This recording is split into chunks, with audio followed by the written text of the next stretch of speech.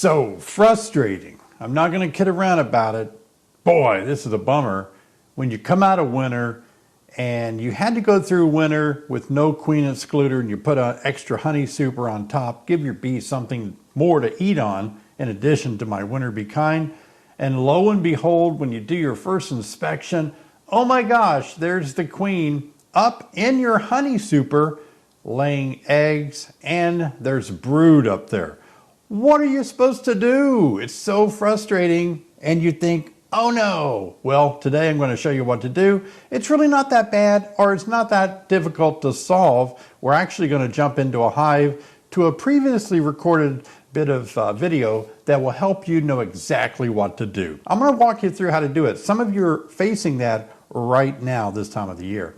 And by the way, coming up in this video, a shout out to a couple of subscribers, so stay tuned. Now let's go ahead and jump out into the hive. Opening up a hive after winter. Some of the struggles of knowing what to do, I'm sure a lot of you face, and so I thought I'd just walk you through what I'm doing here. I only gave this hive one winter bee kind, which usually that's rare for me. I usually give them a lot more. They had a super that they went through the winter with the super. And as you can see, they ate all the winter bee kind sugar out of that, dropping some of it toward the edges like this, probably because they were more clustered, and dissolved it toward the middle.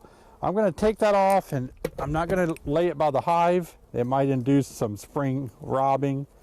I'm just going to discard that sugar later on, somewhere away from the hive. So I've got this super on. We want to look at this super. Likely that the queen is up here laying in super like she likes to do. Take a look at here. We're going to get her here in the next frame or two, I know, if she's up in the top. A lot of times the queens go back down. Yep, I see her here on this frame.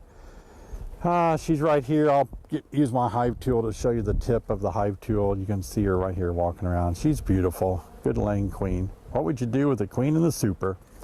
Well, I'm going to put her somewhere else, right?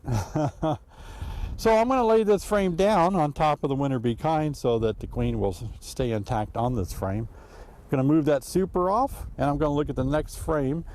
Eventually I'll be putting my queen down into the deep boxes, but right now she's going to set right there. Implement a little more smoke because we're going deep. You're going to see what's in the top deep. I've only got about 3 frames of partial brood up here. It's not real bad. Use plenty of smoke this time of the year too. Here's my queen frame. I got to re-look. Okay, she's still in the same place. You can see her there. Let me move that. So she's walking around right here. I'm going to pick her up here in just a minute. As soon as I can get a good position of her. I like her to be angled a certain way for me to pick her up. Okay, I've got her now. So now that I have the queen, I'm going to come over here and just let her walk down anywhere between those 2 frames right there. So now I know my queen is not in my top super, right? At this point, if you wanted to, you could put a queen excluder on. Probably not a bad idea. Okay, I found a queen excluder laying in the grass over there from last year. So now that I know my queen is below, I'll just go ahead and put a queen excluder on. Most of you know that I don't do that, but I also want her to get started laying down below that super. So let's go ahead and put this super back on. The queen is not in it, but it does have brood in it.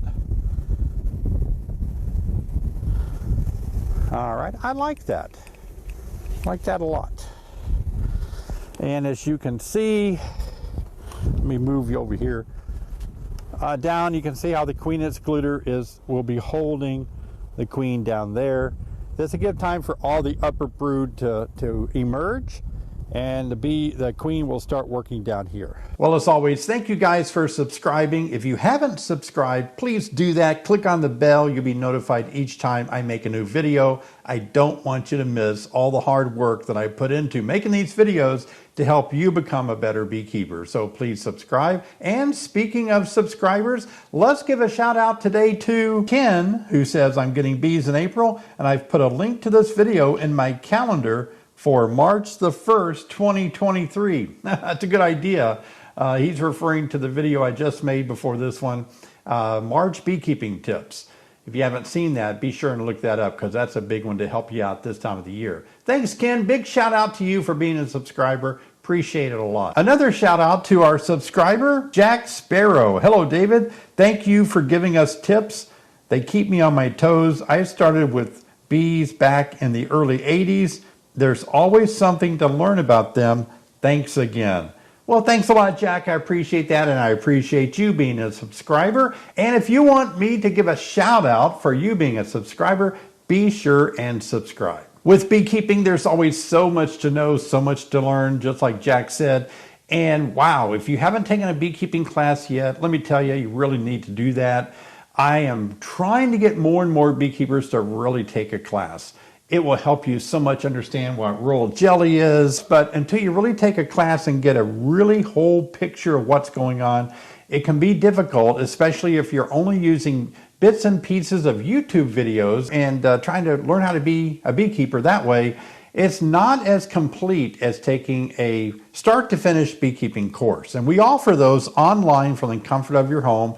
When you take one of my courses, you get to see me teaching you just like I am now in the convenience of your home, just like you're watching now.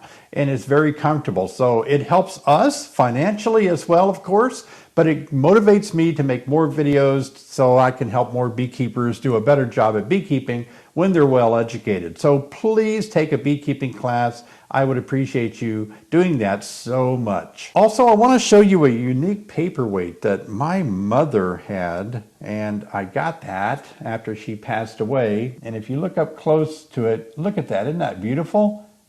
It's actually flour inside this glass paperweight. It's really heavy, and there's 2 honeybees flying in there. Isn't that neat? I wasn't a beekeeper at the time, but I saw this growing up, and I just thought I'd lay it out on the table today for you to look at. Pretty cool thing to have. Well, if you've enjoyed watching this video, I've got another one that I think you're going to enjoy and love so much, and that's the one I just made in case you missed it, March Beekeeping Tips. Take a look, it's right here. Thanks for watching, guys. I'll see you next time.